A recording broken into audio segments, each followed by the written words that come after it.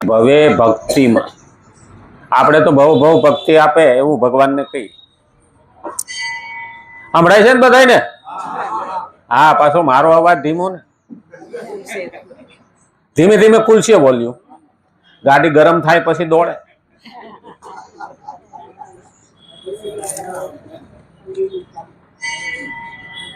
આ જિંદગીના ચોપડામાં સરવાળો માંડજો. આપણા દિવાળીએ તો સરવાળા ઘણા માંડ્યા, પણ શેના?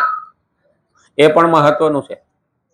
કારણ કે આપણે તો હિસાબ કિતાબ ચોપડાના કરીએ, પણ મનને મહેતાજી કરી કામે લગાડજો. આ જિંદગીના ચોપડામાં સરવાળો માંડજો. આ જિંદગીનો ચોપડો તો કરવો જોઈએ. આજ સુધી જીવા છે કેટલું કેવું કેવું જીવા, કેટલું મહત્વનું નથી, કેવું જીવા મહત્વનું છે. કારણ કે 100 વર્ષ જીવે પણ બીજાને નડ્યો જ હોય તો, હા, 100 વર્ષ જીવે પણ બીજાને નડતો હોય ને તો એ જાજુ જીવે, 1000 વર્ષ જીવે તો એ નકામું જ છે. અમારે એક કાકા હતા, 101 વર્ષની ઉંમરના હતા અમારી બાજુ. હવે ખાટલો ખૂણામાં રાખી દીધેલો ઓહરીમાં, ડેલી બંધ મકાન. તે વાહણ ફરિયામાં કાઢ્યા હોય ને, નાના છોકરાની વહુ વાહણ ગણતી હોય ને, અને બળિયાનો ઘા કરે. એક નાનકડો ટુકડો રાખે લાકડીનો, ઘા કરે ને સીધો ઓના બૈડામાં લાગે. હવે પૂરું દેખાય નહીં, આમ નેવા માંડે. અરે બાપા કે મને એમ કે કોઈતરું વાસણ સાટી જાય ત્યારે, પણ તમારે એની હું ઉપાધિ?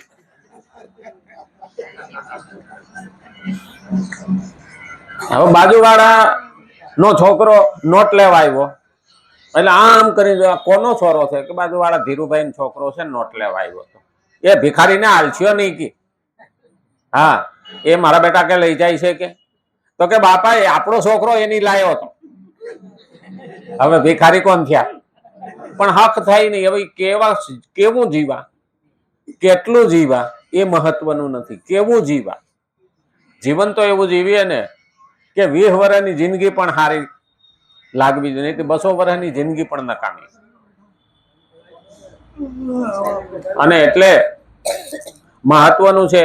આપણે શ્રીમદ ભગવદ્ ગીતા 3જો અધ્યાય અને 17મા શ્લોકને આપણે જોઈએ છીએ.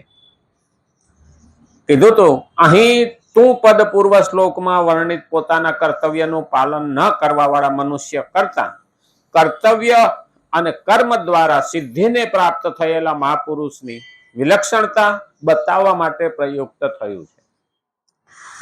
હકીકતમાં જોવા જઈએ ને તો આપણને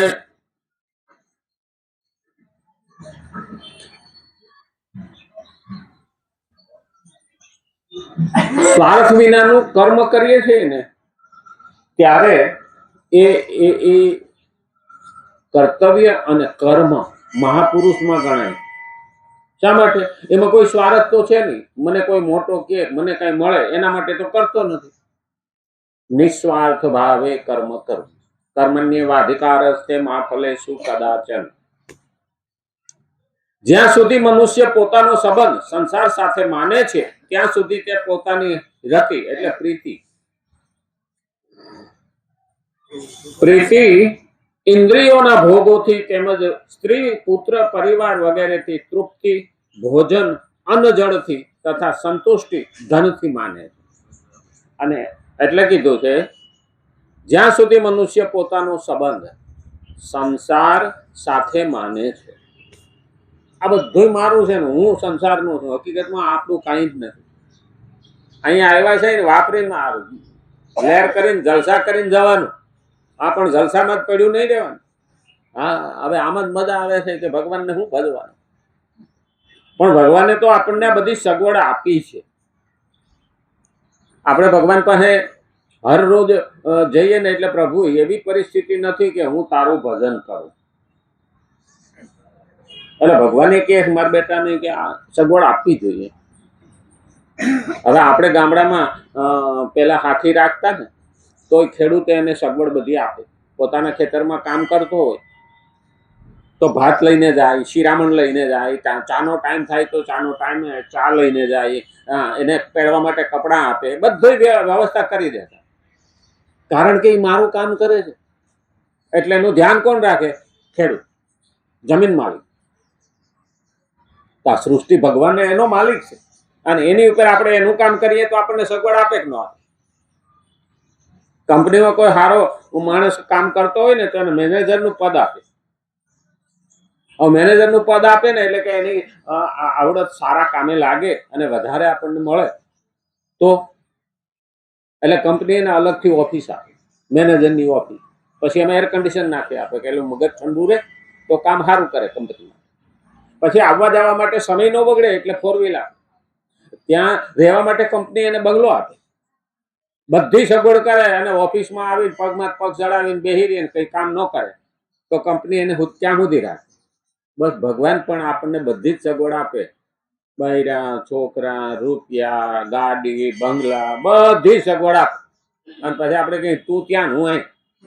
હા, હવે આમાં ટાઈમ જ નથી મળતો. ભગવાન કે બેટા આના હાટુ સગવડ દીધી. આપણને સગવડ એટલા માટે આપી છે કે પ્રભુ કે મારો દીકરો મારું કામ કરે. અને આપણે ભક્તિનું જ નામ, ભગવાનનું જ નામ ન લઈને ભક્તિને રસ્તે જ ન જઈએ તો ભગવાનને પણ થોડું આકરું તો લાગે.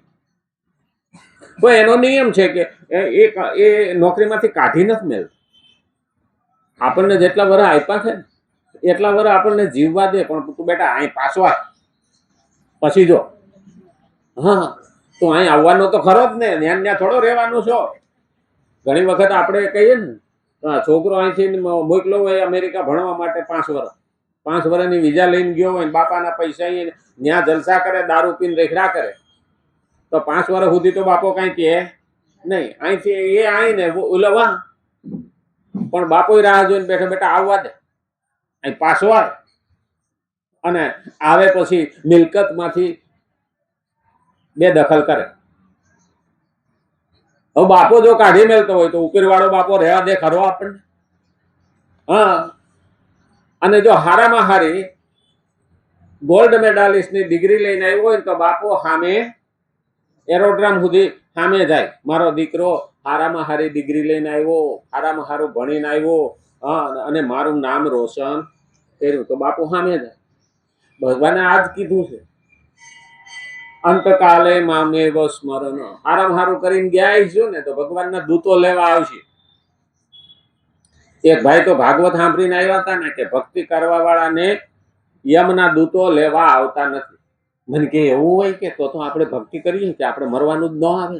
મેં કીધું મરવાનું તો ખરું, પણ કે એમાં તો લખ્યું ને યમના દૂતો ન આવે, હું દેવદૂતો આવે. હા, દેવદૂતો આવે, યમના દૂતો ન આવે. કારણ કે અંતકાલે આપણે કોનું સ્મરણ કરીએ? જે જિંદગીમાં વધારે કર્યું હોય એનું સ્મરણ આવે. એટલે અહીં કીધું છે સ્ત્રી, પુત્ર, પરિવાર વગેરેથી તૃપ્તિ, ભોજન, અન્ન જળથી તથા સંતુષ્ટિ ધનથી માને છે. આજે માણસ શું કહે છે? મારી પાસે ધન આવી જાય ને હું સંતુષ્ટ. ઘણા તો એવું કહે કે 10 કરોડ આવી જાય ને બહુ થઈ ગયું. કોઈ એવું કહે કે આપણે 10 લાખ આવી જાય ને એટલે આપણે શાંતિ. એટલે 20 લાખ વાળાને પૂછીએ તાર શાંતિ છે? ઝૂંપડામાં રહેવા વાળો રહેતો હોય ને એવો બંગલામાં રહેવા વાળો રહેતો. દરેકના પ્રોબ્લેમ જુદા હોય. આપણા વખતમાં પ્રોબ્લેમ જુદા હતા. આપણે હાલીને જતા, સાયકલ લઈને જતા, પંચર પડે ગાગડીને જતા. દરેક પ્રમાણે દરેકના પ્રોબ્લેમ સમય પ્રમાણે બદલતા જાય. અટાણે માણસને વધારે ટેન્શન છે ને નેટવર્ક આવતું નથી, એમાં એવું કરી. હા, નેટવર્ક આવે તો કે રિચાર્જ પૂરું થઈ ગયું. હવે એ કરે તો ચાર્જિંગ પૂરું થઈ ગયું. એ કરે તો કે આમાવાળાનો ફોન લાગતો નથી. આજે ઓછા ડખા છે. દરેક સમય પ્રમાણે નવા પ્રોબ્લેમ આવવાના.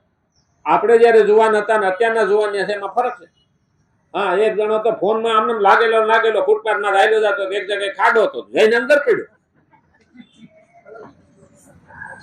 હવે 10 ફૂટ ઊંડો ખાડો, બારો નીકળી ન શકે. એટલે એના ભાઈબંધને ફોન કર્યો. હવે 2000 મિત્રો ફેસબુકમાં. એલા કે મને બારો કાઢો. તો ક્યાં છો? તો કે એ જ ખબર નથી. તો કે આજુબાજુ શું છે કે એ ખબર નથી. તો ક્યાં હું ખાડામાં છું. તે આખો પેલો કાદવ વાળો ભરાઈ રહ્યો ને આમ ફોનમાં મોકલે કે આમ વિડીયો કોલ કરીને, તો ઓલા બધા મીડા એકાબીજા શેર કરવા. એ કે જોઈ લ્યો આ ખાડામાં પડ્યો છે ને કેવો દેખાય. કોઈ કાઢવા આવે? કારણ કે એ કયા વિસ્તારમાં આવેલો જાય ખુદ ને ખબર નહોતી. બસમાં ઉતરીને હાલતો થઈ ગયો ને એમાં ફોનમાં ચોટે. આ એક્સિડન્ટ પણ એમાં થાય છે. તો આ જીવનનું એક્સિડન્ટ ન થાય ને એનું ધ્યાન રાખ, કારણ આ જીવનની ગાડી કયા પાટે આંકી. અને એટલે કીધું કે ત્યાં સુધી સંબંધ સંસાર સાથે, પોતાનો સંબંધ સંસાર સાથે માને છે ત્યાં સુધી તે પોતાની રતિ એટલે કે પ્રીતિ, ઇન્દ્રિયોના ભોગોથી, ઇન્દ્રિયોની તૃપ્તિ માટે, જીભનો સ્વાદ, આંખનો દેખાવ, હા આપણને કોઈ દ્રશ્ય એવું ગમે તો આપણે ન્યાન્ય સ્વીકારે.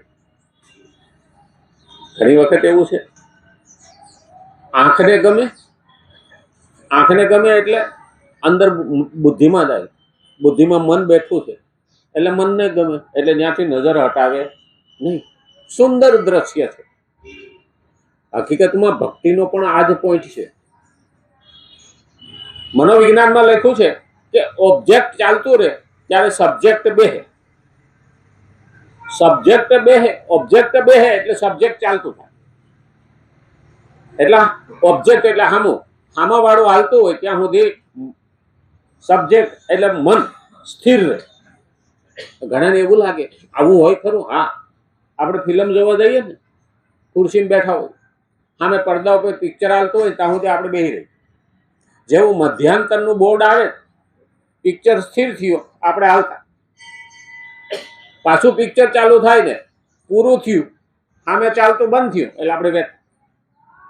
અને એટલે જ 11માં ઋષિ મુનિઓએ આપણને હરિભજનનો 15 દિવસે એક પ્રયોગ આપ્યો કે તારી એક ને એક વાત 10 જણાને કહીશ ને એટલે તારું મન એમાં ચોટેલું રહે અને આમાં ભલે માણા ફરતા રહે. આ મહત્વનું. અને એટલે જ કીધું છે કે ભક્તિ કરવી હોય ને એટલે તો આપણે સામે ભગવાનના મૂર્તિ રાખીએ, ફોટો રાખીએ અને પૂજા કરીએ. માનસિક પૂજામાં પણ આ જ કીધું છે કે આંખો બંધ કરી અને ભગવાન પધાર્યા આવી કલ્પના કરો એટલે ભગવાન આવતા હોય, પછી એને બેહાડીએ, પછી એને પગ ધોઈએ, પછી એને આચમન કરાવીએ. આ બધી પ્રક્રિયા છે. જો કે હવે તો આપણે ઢીંગી પોતિયા